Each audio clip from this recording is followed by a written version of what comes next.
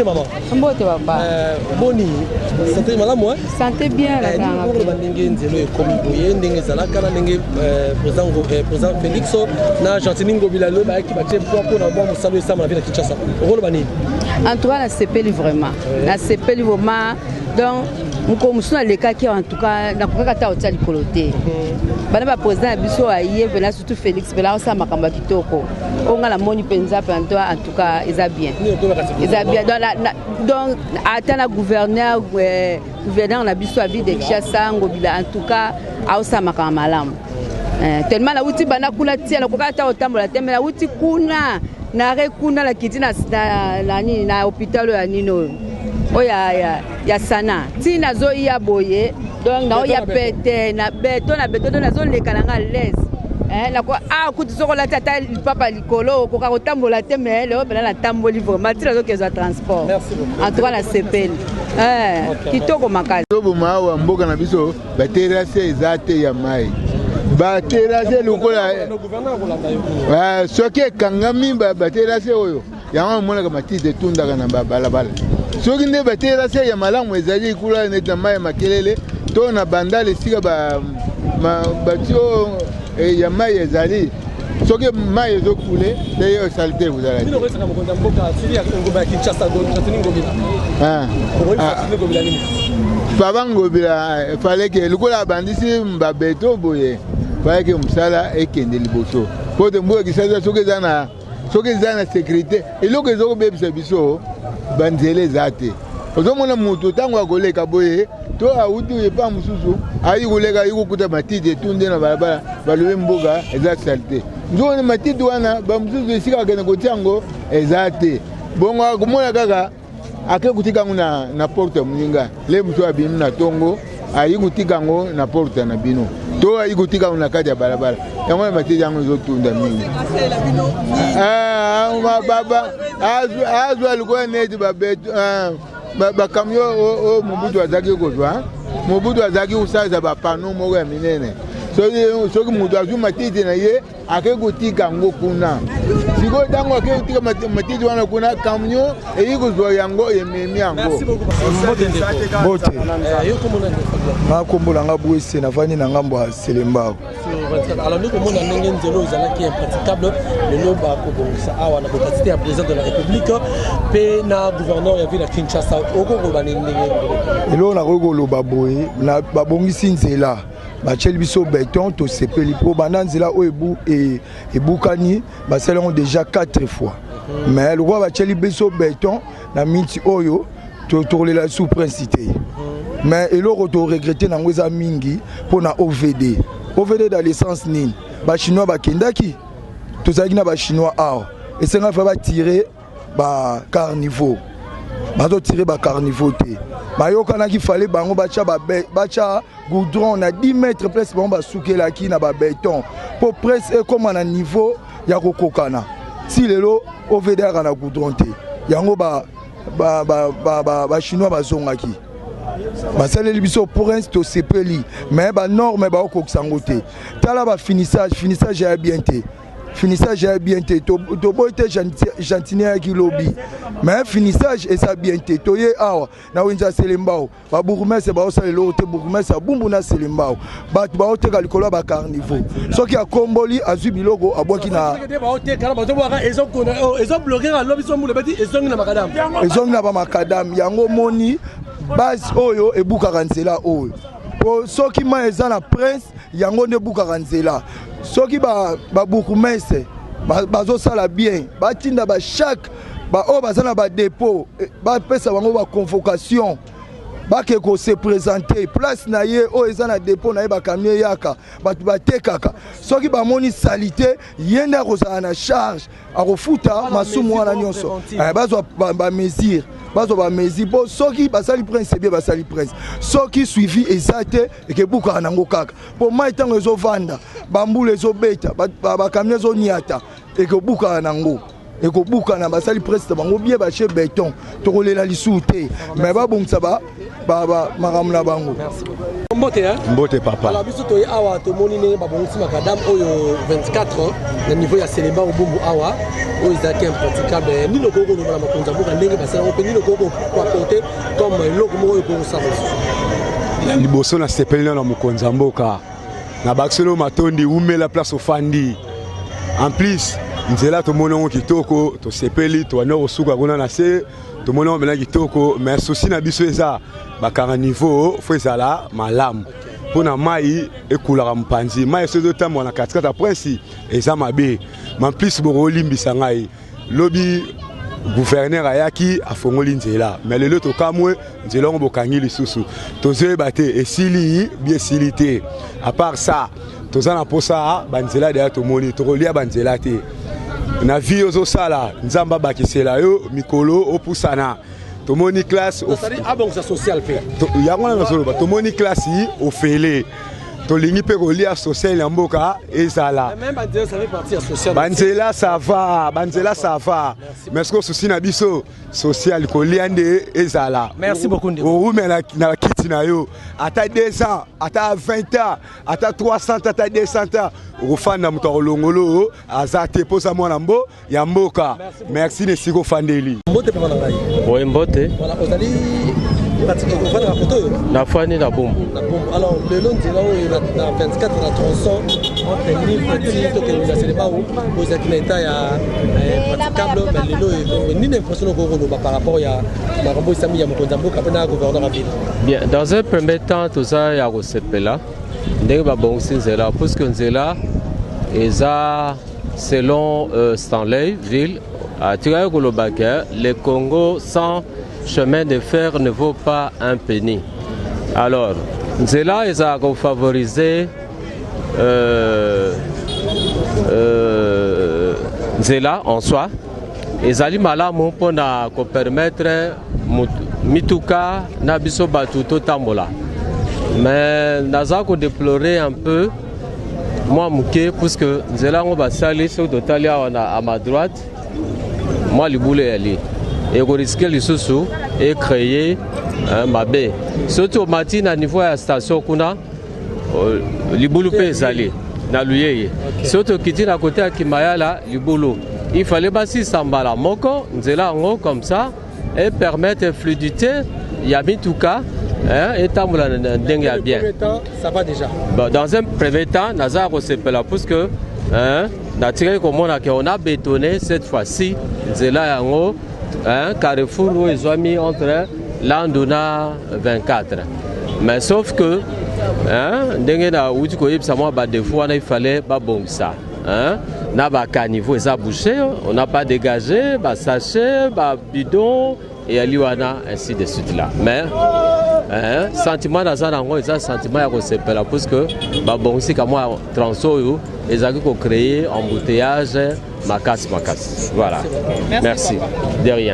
Voilà ndeko nanga mbote papa tozali na elengesa justement elengesa makala ngunza vraiment. OK alors comment ndenge ezalaki ezalaki malamu bon ndenge ezalaki na par rapport ya siko tozomona lelo a droit tozomona développement ya mboka o mokonza mboka azosala nino ko bakati mokonza mboka na azola na biso na jardin ko bon eloko mingi ya bonjour bonjour ndeko journaliste tozala no awa il y a de cela plus de 3 mois toyaka kotala misala ndenge bandaki mais lelo tosali na yo pe inspection totali Selemba totali elengesa mais tobani na elengesa o totikaki yango au début ndenge omoni évolution misala on a place o ngano lelo totelemi réaction ekoza. Non, en fait moi je reste dans un respect des principes clairs. Ça veut dire que pendant le confinement on a pris des risques ngai longue na bino presse de la manière que to kita awane elengesa parce que gouverneur Gentini Ngobila ngai naza parmi bato bazako critiquer politique na makasi mais la ligne critique la na critique te je mérite être un leader d'opinion dans la différent na sali rapprochement pendant le confinement to kitaka to monaki nzele zaki dans les oubliettes les lots to ekoya après 3-4 mois il y a déjà sur 6 km il y a déjà un demi-kilomètre déjà et c'est Salami doit pratiquement 2 km ça veut dire que tikali 4 km ça veut dire au bandi banda Wenza Mariano au Kendobimati na Prince Amonga Fula. Ça veut dire que Elengesa aujourd'hui tu as Kasavubu, tu as Kalamu, tu as Ngiringiri, tu as Selembao, tu as Bumbu, tu as Mongafula. et percer 6 avenues et 6 communes. Donc, lelo, nous avons commenté un constat parce que Nayaki Nabino, awa tonyataki ma banga, mais lelo tonyati makadam, et puis tomoni ba ouais ça transport, tomoni ba taxi ça transport, tomoni ba taxi bus ça transport. D'ailleurs, bomoni chantier n'engezo continuer et comme d'habitude, na yenga imogote, na se faire représenter na bandeko ya cabinet ya gouverneur, bandeko cabinet gouverneur baza pour lobby gouverneur ngobila mo kazala ki anga na boya na boya ki sanga na ne comme les noirs abatami na simagouv. Moi je me suis organisé à ma manière étant leader d'opinion. Natala no makelele au gouverneur à Tchaki na TV si réellement misalango et salami. Et je peux dire gloire à Dieu le longana bino to yawa to moni keska to nyataki mabanga. Ah ouais, toza likola makadam, ça veut dire qu'avancer ça. Mais ouais, ça cadeau empoisonné, bah parler là bas caniveau, ils a bien que, bah on a déjà été en boule au bêta, aux mais là bas tourner inondation koto. Non, en fait, ils a chantier, ils a pas travaux, ils a les bandels.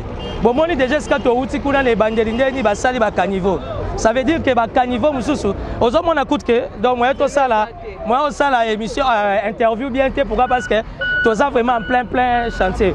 Donc pour ça, donc une façon de dire que les actes cadeaux empoisonnés a dit construit pour moni ango matériel les a na boyi no bito comme au procès ngobila ndenge zaki procès caméra. Est-ce que bayaki n'appel d'offre? Bayaki n'appel d'offre lancé par l'hôtel de ville, non par le gouverneur, mais lancé par le gouvernorat. On a agréé. Ouais les agréés. Pour ceux qui agréés na fati béton, ça veut dire qu'on dit salama. Mais le plus important c'est que les alaki li solo. Ça veut dire que Tata Mora auto ça l'interview à l'objet vendu côté depuis 1959. Première fois mon Anzela. Ça veut dire que nous ça la propagande. Mais félicitations à chef de l'État et plus particulièrement félicitations à Gentini Ngobila parce que ça c'est la bonne volonté. Oyo Ngobila a remplacé Salagi 12 ans. Bambongo Oyo Elenge Sangana Zayen Assemblée provinciale et puis plus de 6 fois. Na comprendre des miracles ni Ngobila Sali même pas na 2 ans. Ça déjà c'est pour dire que Kinshasa c'est pas seulement la Gombe, mais Elenge ça traverse 6 communes. Donc félicitations au gouverneur Ngobila. Et ça campagne et ça propagande mais na yena bino poto constater que réussite ça et puis misala les osala. Mais ozo sunga été pourtant yozo tikara to kumisa e bona nzela. Mais na kin azo kokate ba fulu alongoli yangote bo kritika ki kimbuta mambo ebele ya koki yangote pe remaniement ya gouvernorat. Monter que yemo comprendre que ba ministre ne ba ça logo té. Kinshasa za munene matière ya fulu misala les osalama, il y a toute une régie ba benga gaskin. Et puis il y a toute une coordination avec Kin Bopeto, histoire toujours de renforcer dans le cadre de l'assainissement. Mais yozo baga matiti ba olongolate. Mais le long na boulevard du 30 juin Quincy Coin au Koboa Ngubo Lokoti. Moi je t'invite au Yakozala dispo dans les 48 heures à Benginga, donc nous ça l'émission na boulevard na Boutou. Et pour votre information, Willery ba travaux et bandi. Bobenga ngoni ni poids lourd ba travaux et bandi. 24 heures ezara toujours mo ligne eska bazo kidnapper ba maman na bana.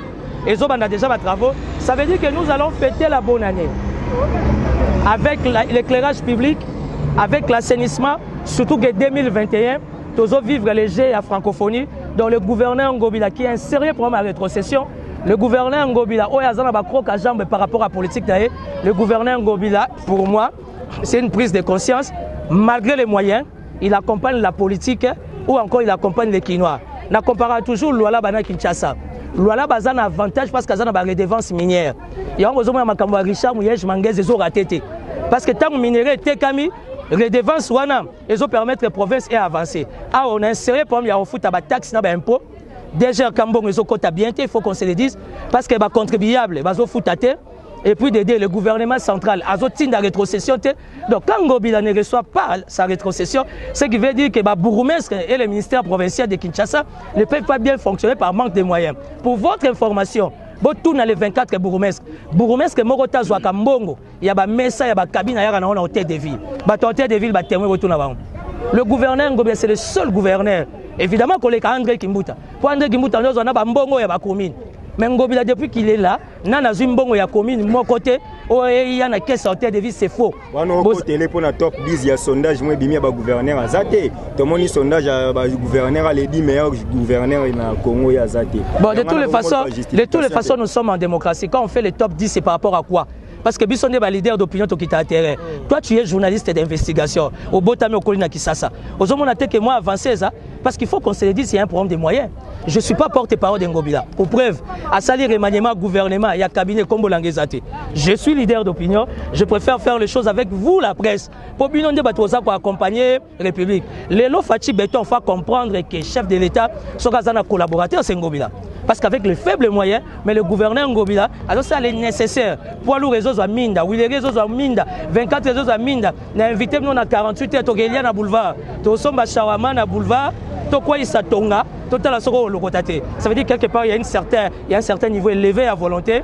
Restons rationnels. Chantier Yango Bozomona Mituka, trafic et zongi, ça veut dire que qui salo ezali. Merci beaucoup moi Mboka Timothée Lenoir, aux leader d'opinion. Et toyebi vraiment na combat na ndeza qui a dénoncer makamba ville province à Kinshasa, bokanga ki awa ndekonde Kimbuta tiki vraiment badete belé na kata ville province à Kinshasa. Mais le loko yo obi web ça va tout la biso un peu de partout. Na moyenne nini oyo mwana mboka Chantiningo Bilamba kazali ko sala misala o nyonso parce que jusqu'à présent obi ata recette mon côté ya commune et côté Sakana. Non. Je vais être clair. Je ne suis pas de l'hôtel de ville, mais je suis un expert à ville à Kinshasa. Naïropé Sabine information pour vérifier sur les 24 bourgmestres Mokotaïra na mbongo na hôtel de ville. Même si ça na mandinga nini. Ce qui me sait ça, c'est parce que le gouverneur c'est un manager. Ce qui est bien en politique quand vous avez un chef qui est manager, parce qu'un manager il a 1000 mécanismes pour créer des ressources. C'est vrai qu'au niveau de la DGK, il y a un problème de faillite parce que les contribuables belé ba foutate. Il y a moko bazo fouta. N'oubliez pas que le gouvernement provincial de Kinshasa a sapé en partenariat dans des organismes nationaux tout comme internationaux. Et malgré les multiples charges du gouvernement central, moi moko attention ezalaka. Mais nous demandons une attention tout à fait particulière parce que la ville de Kinshasa est sa capitale. À l'époque de la francophonie, Matata Pogno a payé qui vit à Kinshasa 10 millions de dollars pour l'assainissement. À partir de janvier 2021, la francophonie. On va recevoir plus de 15 nations. Pourquoi le gouvernement central? Pourquoi nos partenaires, la Banque mondiale, l'FMI, ça moyen dans la ville à Kinshasa, dans le cadre de partenariat. Donc aujourd'hui, ce que moi j'ai réalisé, et ça, les Cambodgiens, n'a répété.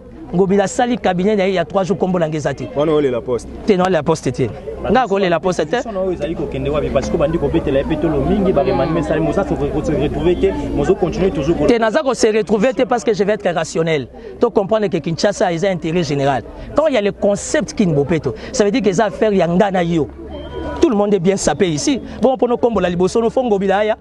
Naza besoin ngobila pe sa poste na maboko ya caméra na besoin poste te wana eza débatté na fongoli ka parenthèse naza na maboko Vital caméra na besoin poste ngobila te et puis mbonga ngobila non na bandoli te na lingis ko na bandoli mais na liaka mbonga lwalaba te o ngai mutu na ba vérité na liaka mbonga lwalaba utaka lwalaba ye Kinshasa mais mbonga ngobila non na liete na lingi kanje na zala rationaliste. Kinshasa passé 12 ans ya gestion moko médiocre.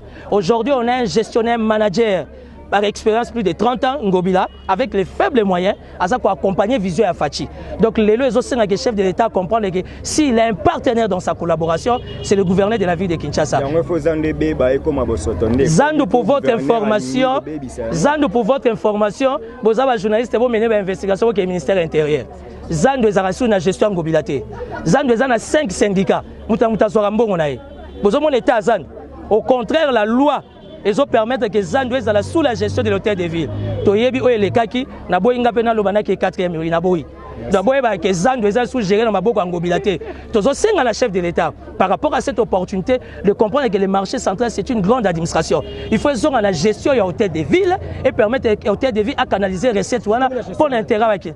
Ah, c'est comme la gestion en année, bidon de journaliste faut boyer bisanga. Pour moi son lobby na ke 4e mur na boyi. Merci. Nous avons pi awawa, mais ce que yo to ke ne belete. Yo za hôtel de ville. Hôtel de ville par na bino ezani na marambo po tozo mona mini gouverneur yemo ko za na avant plan. Mais ce que bino pe boza structure bosa. Na invité au dans le cadre de bino pe boza structure, c'est-à-dire on dirait gouverneur comme tozo bunda yemoko. Bino DGRK ba ya pas na bino te bolé la mbongo ezate, raski mbongo ezate, bino ka mbongo ezala te. Donc le gouvernement doit ça d'effort. Au moins c'est vérité mbongo uta. Au moins gouvernement provincial à Kinshasa. Bana Kinshasa ba pesa ki mandat na bango na Gentili Ngobila Mbaka. Donc na suka ya mandat Gentili Ngobila Mbaka ndem ta kosala bilan par rapport ya mandat au bana Kinshasa ba pesa ki. Yango no moni yemo kaza au four et au moulin, c'est vrai. Biso dozana cessé, mais d'abord na premier plan yemo connaît le visionnaire Gentili Ngobila Mutazawa.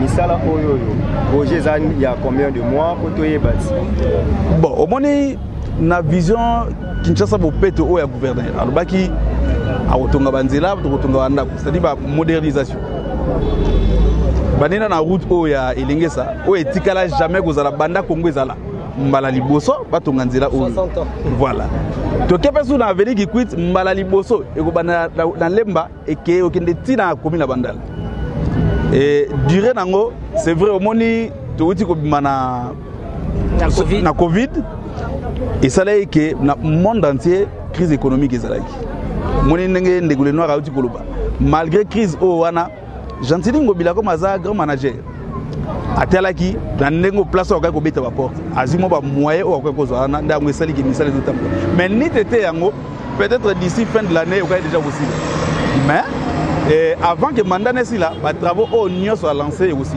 mais pardon bazo reprocher Bebino bolongwe na Kinshasa bopeto bokomi na ba commune et comme yo semaine au commune moko semaine au commune alors que Kinshasa bopeto kufi bo ebisa c'est Kinshasa bopeto eza concept yango ezo sangisa nyonso c'est-à-dire soki okena ba commune au moins ba komi par exemple Matete bopeto commune tel bopeto donc ezaka ka ba sous branche il y a Kinshasa bopeto o yalibo Poto suksa ni botoms baza kosala ba critique moi mingi ba analyste politique bazoleka na ba télévision ba mwana mboka Ngobila azali ko sambrier ye moko azoyebate comment gérer la ville province de Kinshasa abani na kini bopeto akei na kokola mapa akei lelo na bandonga banzela au fait alingi nini concrètement pour la ville de Kinshasa soki osangisi nyoso wana sukola magasin kitambo sukola lemba sukola oyo ezozonga kaka na Kinshasa bopeto na banzela nyoso alors ndeko na je crois que tozo clôturer na moni na question sur la gestion ya Zando na moni ndeko Timothée à Sali Bouche B à Boy Koloba.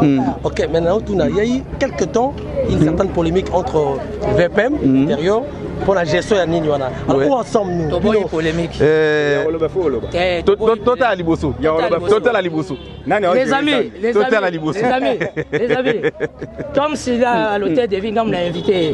Na boy to exposé Tom. Dossier ya Zando yi. Total Liboso. Boye beska dossier ya Zando bandaki. Wa ba journaliste.